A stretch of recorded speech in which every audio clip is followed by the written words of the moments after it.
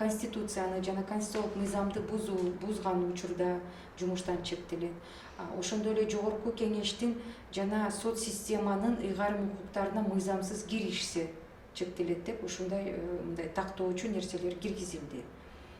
Бирок мындай нерседе эң маанилүү кеп, бул эң маанилүү нерсе бул жакта болуп атат да, импичмент.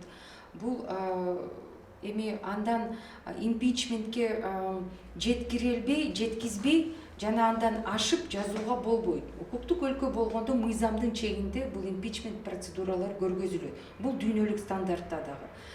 Бирок импичментти жөн эле жарыялаш өтө оор да турабы. Импичмент жарыялаш үчүн ага себеп керек. Себеп керек үчүн ага биринчиден ошол кишиге көптөгөн милдеттерди жана жоопкерчиликтерди мойнуна илиш керек. Анан кийин ошол жоопкерчиликтерди, ошол милдеттерди аткара албай калса, бул себеп болот импичмент жарыяланганга. Мисалы, азыркы иштеп жаткан конституцияда импичмент дагы толугу менен жазылган.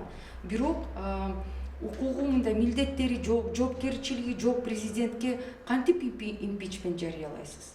Эмне себеп болуш керек да, ал бир кылмыш жасаш керек да, ошондо гана бирок мисалы кандай бир экономикалык көйгөйлүү маселелер болсо жана пандемиядай кризиске түшүп калсак, анда да сиз азыркы конституция менен президентке эч нерсе мындай доомат деле келтире албайсыз. Анткени баардык экономикалык, социалдык маселелердин баары бул азыркы конституция боюнча өкмөт чечет, премьер-министр. Жоопкерчилик ошондо.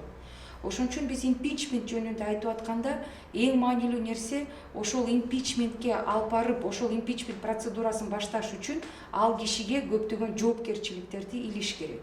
Ошол анан аткарылбай калса, анан себеп болот да. Ошону жаңы долбоор конституцияга көргөзүүгө аракет жасалды.